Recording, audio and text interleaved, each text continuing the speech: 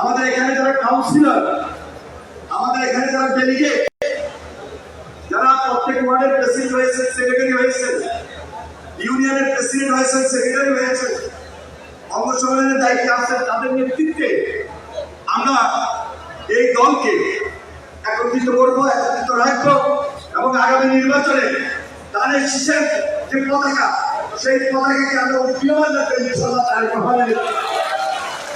এই জন্য এখন থেকে তারেক রহমানের হাতকে শক্তিশালী করতে হবে, দেশের দিক এবং খেলাধুলার হাতকে শক্তিশালী করতে হবে।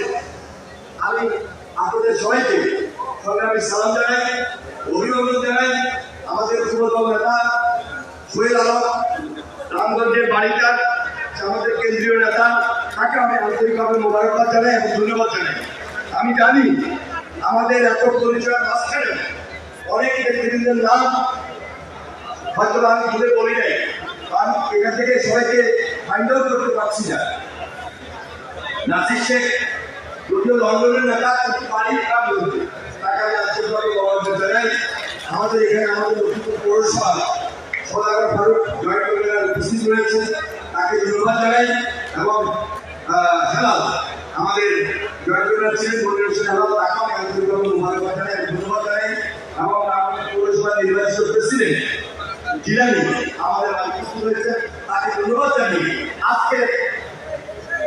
আজকের এই আমাদের জেলার প্রধান অতিথি আছে, উনি বক্তব্য রাখবেন, ওনার নিউজটা আজকে বড় করে আমার বলবেন। আমার নিউজটা আজকে ইম্পর্টেন্ট না, কি বলেন সেটা ইম্পর্টেন্ট। এবং জাতীয় আলোতে উনি গুরুত্বপূর্ণ বক্তব্য রাখবেন।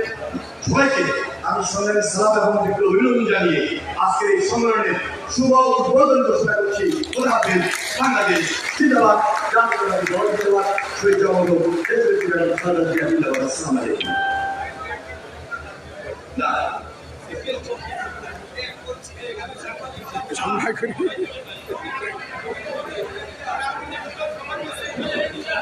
এখন প্রেসিডেন্ট জিয়া, দেশনেত্রী বেগম খালেদা জিয়া এবং জননেতা জনাব তারেক রহমানের উপর ডকুমেন্টারি প্রদর্শন